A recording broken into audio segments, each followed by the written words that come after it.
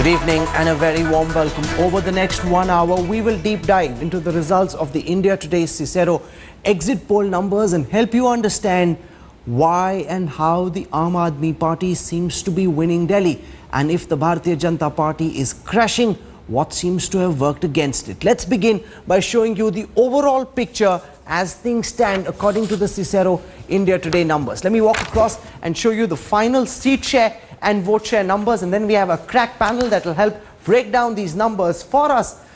The India Today Cicero exit poll numbers suggest that the Aam Aadmi Party is in a position to form a government very comfortably. Remember, the magic mark is 35.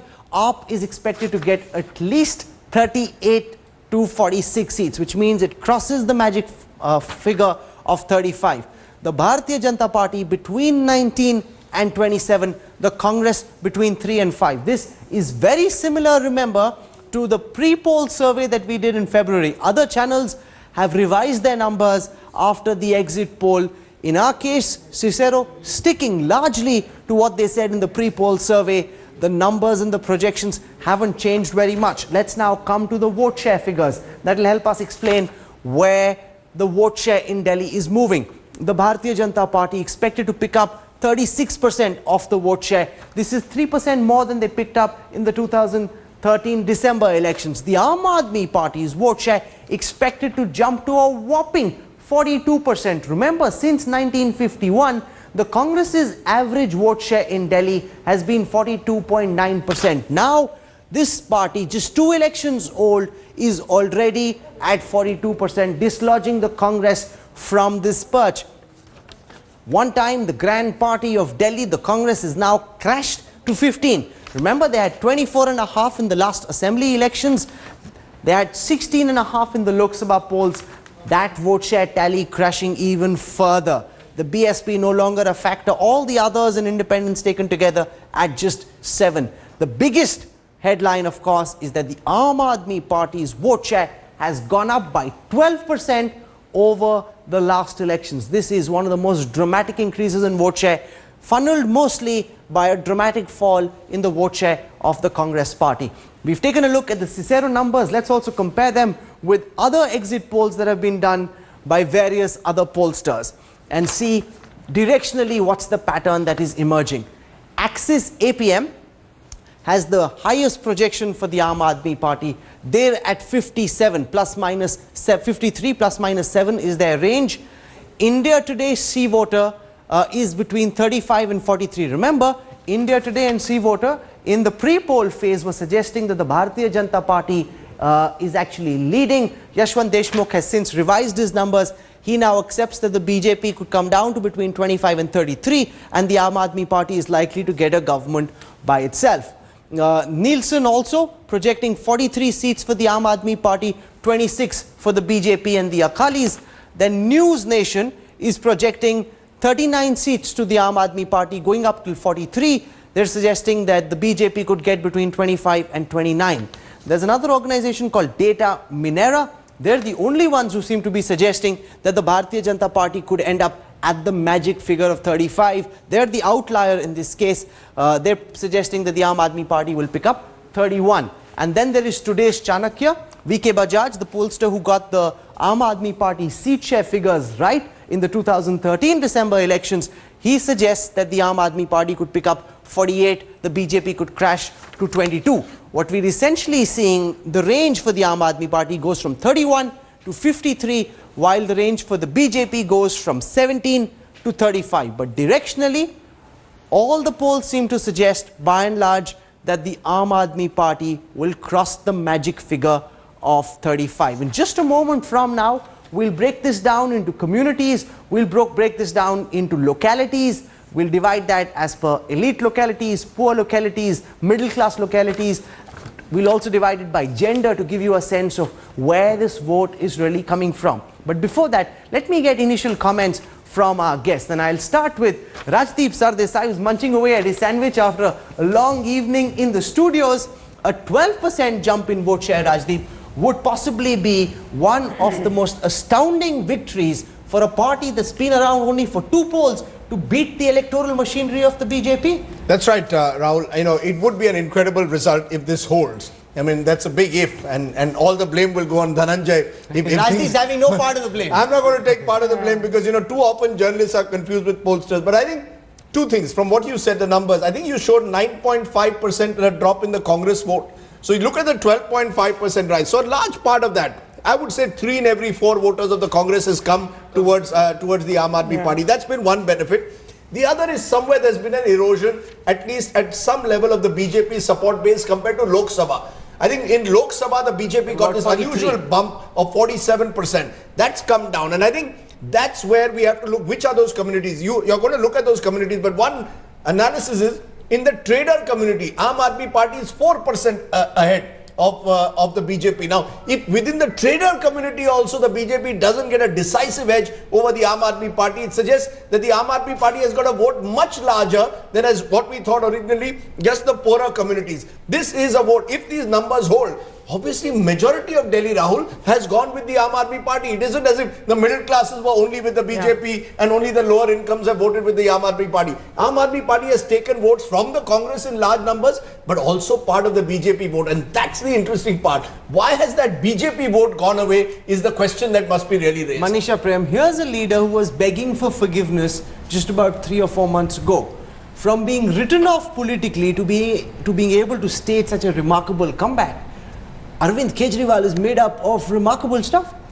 Looks like that, and I can see it today when we've done a survey, and indeed when we meet for the results. Human beings, debates, discussions, all of them will appear as data points, but there's a lot that has gone on in terms of political deliberation. And Arvind Kejriwal, definitely having started as somebody with the stigma of being somebody who would run away from power, has definitely made a very solid promise to the people, got them to repose their trust in him, and told them that this time around, if you vote for me, I'm going to stick on and fulfill what I have on my charter of promises for you. How confident are you of the numbers tonight? Because initially, the polls suggested a big gap, then that gap seemed to be narrowing slightly. The BJP has picked up some votes between the last opinion poll and now, but you're confident that we'll be toasting to your success when the numbers are finally out on the 10th? Well, I'm fairly confident, and with it I would say... You made other pollsters change their mind? Well, I don't know. I wouldn't say if other... I think he's feeling confident, Rahul, because he knows if he gets it wrong, then so do the others. So they'll all be attacked. It won't be only Dhananjay. Those who were suggesting that the BJP is leading have now changed their mind. That's right. Yeah, yes. but the BJP's lead is something that we saw about two to 3 months ago. Yeah. Because we've done this tracker poll. But the most interesting part about this whole survey and this whole study, which has been spread over 3 months, has been that voters have changed over initially it used to be week by week, and now we see that day by day there was a change. Our last poll was in the first week of February.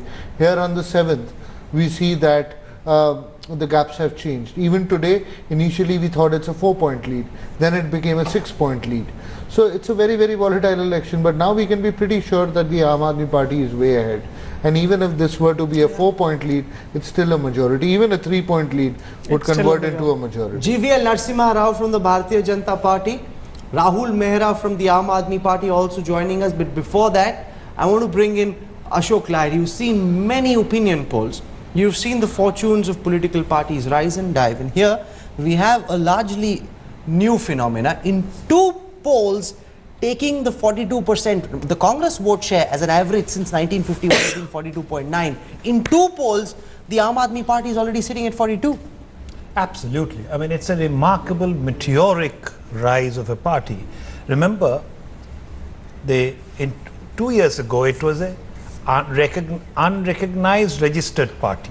And today what is happening, it will form the government, hopefully, or hopefully for Dhananjay and the pollsters. I don't want them to go wrong. This is my old profession. So most probably they will form the government. But I want to make 2 points. Yes. One, see, it's unfair to compare Lok Sabha elections with Vidhan Sabha elections. Look at 1977. The Janata Party got 68% votes in Delhi. In assembly election, it got 52%, 16% difference. In 1998, it got 50.7% in Lok Sabha election. In Vidhan Sabha election, it got 34. So you're saying things change? Things change. Between But Assembly and Lok Sabha. having said that, what has happened is that the Congress is getting decimated. And what we are finding, BJP has gained votes. It has gained 2%. But it's running, it has to run faster to stay at the same AAP place. is running much faster AAP than the running BJP. is So much faster. let's look So at the 12% community-wise breakdown. This is interesting because this will essentially indicate where the Aam Aadmi Party is running away with the votes from. Let's try and break down Delhi by castes and communities and try and give our viewers a sense of where things stand. Just give a moment, till we get the camera organized, and try and take a look at the community-wise breakup in Delhi. Can we have the figures up on our screen, please? Here is the overall BJP vote share. Now we'll break this up as per communities. I'll start with the upper caste Brahmin vote. Now see, you would usually imagine that amongst the upper caste, the BJP is way ahead of the Aam Aadmi Party, but that's not happening. Amongst the Brahmins, the BJP at 41, the Aam Aadmi Party at 41, the Congress at 14. Let's move up the caste spectrum, please. After this, let's look at the traders. Now, Rajdeep was speaking about the trader vote. Here, the Aam Aadmi Party is 4% ahead of the BJP. Now, the BJP in Delhi is perceived as a party of the Banyas and the traders. But here as well, the BJP lags the Aam Aadmi Party by 4%. Kejriwal says that when he was in power, he promised the traders that you do your job honestly, I will reduce taxes. Has that strategy worked? The exit poll numbers certainly seem to indicate so. Let's move on now. We look at Punjabi votes because the BJP was called a Banya and a Punjabi party. Amongst the Punjabis as well, the BJP is ahead, but the gap is just 2%. The BJP at 42, the Aam Aadmi Party at 40, a very minor gap between the two. The Congress, of course, languishing, indicating that amongst the upper caste also, the Aam Aadmi Party is neck and neck with the BJP. We'll look at other upper castes now, because this is where the BJP was expected to leapfrog over the Congress. That's not happening, because even among the other upper caste, the BJP is at 45, the Aam Aadmi Party at 38, a 7% gap only. We'll now come to Jats and Gujars. These are the two communities that seem to have swung towards the BJP, mostly concentrated around the areas of rural Delhi, concentrated around the village pockets of Delhi, the not so urban parts. Here, the BJP has a substantial gap. 47 for the Jat vote, the Aam Aadmi Party at 36. So 11% gap amongst the Jats. Let's now come to the Gujars, because amongst the Gujars also, you've got the BJP ahead of the Aam Aadmi Party. BJP at 44, the Aam Aadmi Party 9% behind at 35. So we've seen how these are the only two communities where the BJP is ahead. If we were to look at OBC vote now, you've got the Aam Aadmi Party at 41, the BJP at 33%, 8% gap between the Aam Aadmi Party and the BJP. But the core of the BJP, of the Aam Aadmi Party support comes from the lower castes, like the Dalits, where the BJP languishes behind the Aam Aadmi Party by a huge margin. BJP at 29, Aam Aadmi Party at 42%. So a 13% gap between BJP and AAP amongst the Dalits. And this is where the Congress used to be strong. Remember, in previous polls, the Congress used to pick up close to 50% of the Dalit vote. That's now crashed to a fifth, down to about 11. There's also the Muslim vote, another co-constituency of the Congress in previous elections. Here as well, a massive swing. More than half the Muslims of Delhi, according to India Today Cicero, have voted in this election for the Aam Aadmi Party. Only 27% have voted for the Congress. Rajdeep, in the last election, they were confused about whether to vote for Congress. They liked the idea of AAP, but weren't certain they'll vote. This time, Dalits, Muslims, lower caste, switching in big numbers for AAP. My theory, Rahul, is that AAP has emerged as the regional party of Delhi. Delhi's demographics have changed. The BJP has not changed with those demographics. The AAP has changed faster than any other party. As a startup, it's more flexible. You know, it's a startup which started with a bang, December 2013, faced a setback, reset itself, and has then been able to identify a core constituency and has added to it.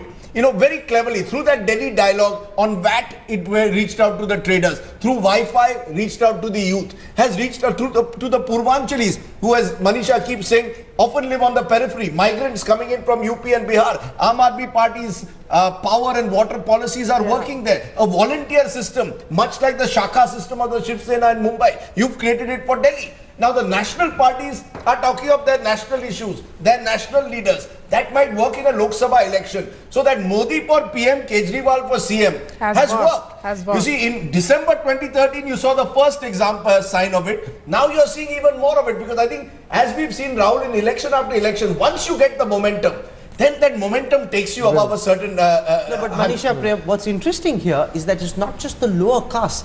Even amongst the upper caste Hindu vote, the BJP and the Aam Aadmi Party are neck and neck. It's not as if the BJP is leagues ahead of the Aam Aadmi Party amongst the rich people, amongst the upper communities. See, these tables that you're showing are very, very credible, because they are in effect crosstabs of the large numbers that you show on different socio-economic parameters, social parameters here. So extremely critical here to see that a lot of the OBC votes, a lot of the Brahmin votes, believe me when I say that a lot of them are people actually living on the urban periphery. Right. You have, in fact, even amongst these communities. Yes, absolutely. These so it's telling you this is the new city that's actually clinging on to the outside of the city and living in under very, very insecure conditions. Right. So in the heart of the city, the two communities that you point out, the Jats and the Gujars, I'm enthused to see that by and large what we've seen in qualitative research is being borne out here. Now even there, the Aam Aadmi Party is not drawing a complete blank. If you see, they've been able to get a share even of the dominant because they also live in the urban peripheries. They are the landowners there. So the divide, by the way, so the divide is not so much caste, spatial. Class. Absolutely. It's income level. Income level. In just a moment, we're going to break it up into localities as well. Right. But Class. what would be a body blow for the BJP, Dhananjay, is the fact that even amongst the traders community, the BJP essentially grows out of the trading community. Even amongst the traders, Kejriwal is ahead of Bailey. And we don't know if that advertisement added to it. The controversial advertisement about where he made it about the Agarwal community very smartly. Arvind Kejriwal comes from the Bania community, so but we don't know that. We didn't quantify that in the poll. But you see, Punjabi Khatris, the AAP does very well.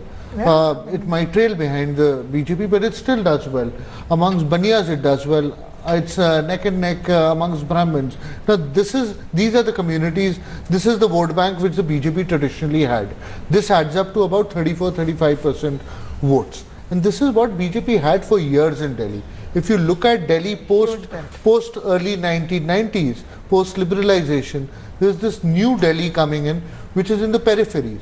All these areas, all these unauthorized colonies. Interesting point, Rahul. This group, I think, in the Lok Sabha, large section went with the BJP. Because they wanted Narendra Modi as their Prime Minister. There was anger against the Congress as represented by Manmohan Singh, Rahul Gandhi and the leadership of 10 years. Now that anger has dissipated. Now the anti-incumbency, if anything, was against the MCD councillors of the BJP. Or the anger was against the feeling that the BJP promised us so much in 9 months, but why is the price of my vegetables not come down? So the Aam Aadmi Party got that benefit also. Let me get a word from Rahul Mehra of the Aam Aadmi Party, joining us on this broadcast, also GVL Narasimha Rao.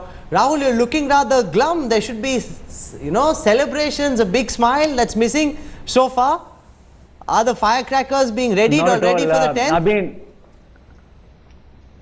we are all very happy with the way the results are going and what you guys are showing. It's just that over the last half hour, I've been sitting glued to the chair, only listening to you. That's true.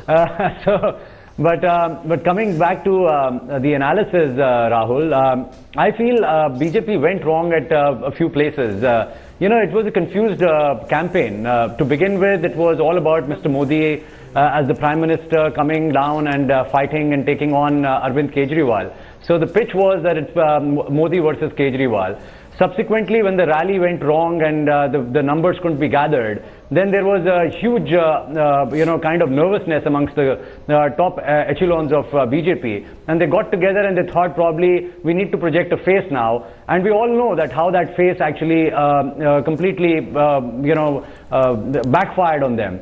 And subsequently, the entire government might being put to stall one Arvind Kejriwal and the Aam Aadmi Party. with the entire vicious kind of campaign, right? That's from the funds that the 2 crores which was talked about, while 85% of your own sources are undisclosed. The entire language which was being unleashed on Arvind, right from Naxal to Chor to all, we all know it, what all happened. So I think there were various, and the lack of a manifesto, the lack of an agenda, the lack of positive approach, which was all visible for the people of Delhi, like Rajdeep very rightly analyzed in the beginning, that there was a daily dialogue which really, people of Delhi were actually having a kind of say in how they wanted this entire governance structure to be put in place. Okay, let me bring in GVL Narasimha Rao also. Aam Aadmi Party GVL, are you the only pollster in Delhi who has contrarian figures and would like to suggest even tonight that on the 10th of February your party will emerge victorious, GVL? Yeah, Rahul, I don't want to temper your enthusiasm. I'm just reflecting what the polls are saying. No, don't shoot the messenger. I'm not attributing any motives. Please don't get me wrong. I'm only trying to let me play a devil's advocate here. I think because apart from being a spokesperson, I think I have some understanding of psephology. So let me tell you what could possibly go wrong with all the polls, because all the polls are indicating a trend towards a comfortable majority for Aam Aadmi Party. But a big risk in such polls, having done many of them myself, is that they could systematically be having over-reporting or over-assessing support for a political party. And doesn't that usually, if at all it happens, happen in rural areas? That happens with the BSP vote share, say in Uttar Pradesh, because the Dalits in Uttar Pradesh aren't as equally sampled when pollsters go out. Surely you're not suggesting that will happen also in an urban constituency or an urban state like Delhi. BJP is over-reported. Usually it's the Bharatiya Janata Party that's over-reported in these polls. No, Rahul, I think, you see, the Aam Aadmi Party supporters, I think you all would have experienced it as journalists.